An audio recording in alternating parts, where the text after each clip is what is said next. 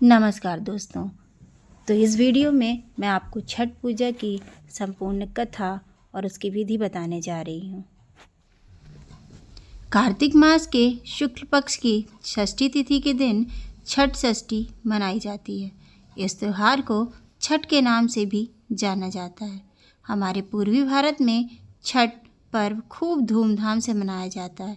इसे ज़्यादातर बिहार, झारखंड, छत्तीसगढ़, उत्तर प्रदेश व नेपाल तराई क्षेत्रों में मनाया जाता है। अब धीरे धीरे यह पर्व संपूर्ण भारत में प्रचलित हो रहा है। छठ हर वर्ष एक साल में 2 बार मनाया जाता है। पहली बार तो चैत्र महीने में और दूसरी बार कार्तिक महीने में मनाया जाता है। पारिवारिक सुख समृद्धि तथा मनवांछित फल प्राप्ति के लिए छठ मनाया जाता है। छठ पर्व को स्त्री और पुरुष समान रूप से मनाते हैं। पुत्र सुख पाने के लिए भी छठ पर्व मनाया जाता है। छठ महापर्व 4 दिन तक चलता है और हर दिन के अपने विशेष नियम होते हैं। यह व्रत अत्यंत पवित्रता, आस्था और कठोर अनुशासन के लिए जाना जाता है। पहला दिन। इस दिन व्रत करने वाले गंगा या किसी पवित्र नदी में स्नान करते हैं। अगर नदी उपलब्ध ना हो तो घर पर ही शुद्ध जल से स्नान किया जाता है। स्नान के बाद सात्विक भोजन ग्रहण किया जाता है। भोजन में सेंधा नमक का प्रयोग होता है और यह सुनिश्चित किया जाता है कि पूरा भोजन शुद्ध और शाकाहारी हो। दूसरा दिन। इस दिन व्रती पूरा दिन उपवास रखते हैं। शाम के समय व्रती एक बार फिर स्नान करके पूजा करते हैं और गुड़ की खीर और रोटी का प्रसाद तैयार करते हैं। यह प्रसाद अंधेरा होने के बाद छठी मैया को भोग लगाकर व्रती द्वारा ग्रहण किया जाता है। इसे खरना कहते हैं। खरना के बाद से ही व्रती का 36 घंटे का निर्जला व्रत शुरू हो जाता है। तीसरा दिन। यह व्रत का मुख्य दिन होता है। पूरे दिन घर में छठ का विशेष प्रसाद तैयार किया जाता है। सभी प्रसाद को बांस की टोकरी में सजाया जाता है। शाम को व्रती अपने परिवार के साथ नदी, तालाब या घाट पर जाते हैं। पानी में कमर तक खड़े होकर डूबते हुए सूरज को दूध और जल से अर्घ्य दिया जाता है। इस दौरान व्रती संतान, परिवार के सुख और समृद्धि के लिए प्रार्थना करते हैं। चौथा और अंतिम दिन। व्रती रात भर जागने के बाद अगले दिन सूर्योदय होने से पहले ही घाट पर पहुंच जाते हैं। फिर से पानी में खड़े होकर उगते हुए सूर्य को दूध और जल से अर्घ्य दिया जाता है। अर्घ्य देने के बाद व्रती छठी मैया से प्रार्थना करते हैं और प्रसाद ग्रहण करके व्रत का पारण करते हैं। इस पर्व में पवित्रता का सबसे अधिक महत्व है।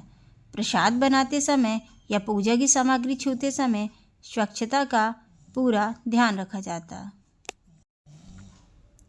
खरना के बाद से लेकर अंतिम अर्घ्य तक पानी की एक बूंद भी नहीं ली जाती। प्रसाद बनाने के लिए अक्सर नए अनाज और खास बर्तनों का प्रयोग किया जाता है। केठुआ छठ का सबसे प्रमुख प्रसाद है।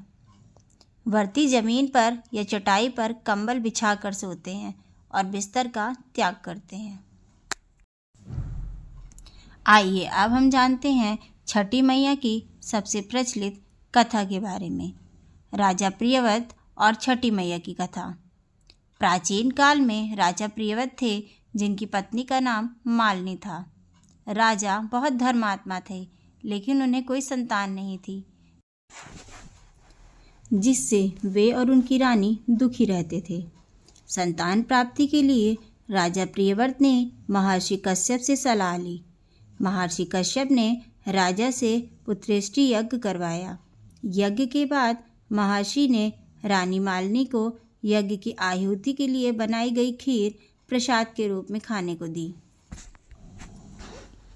खीर के प्रभाव से रानी गर्भवती हुई, लेकिन उन्होंने एक मृत शिशु को जन्म दिया। राजा प्रियव्रत पुत्र वियोग से इतने दुखी हुए कि वे उस मृत पुत्र को लेकर शमशान घाट गए और अपने प्राण त्यागने का निर्णय लिया। जैसे ही राजा प्राण त्यागने वाले थे, तभी वहाँ ब्रह्मा जी की मानस पुत्री देवसेना प्रकट हुई।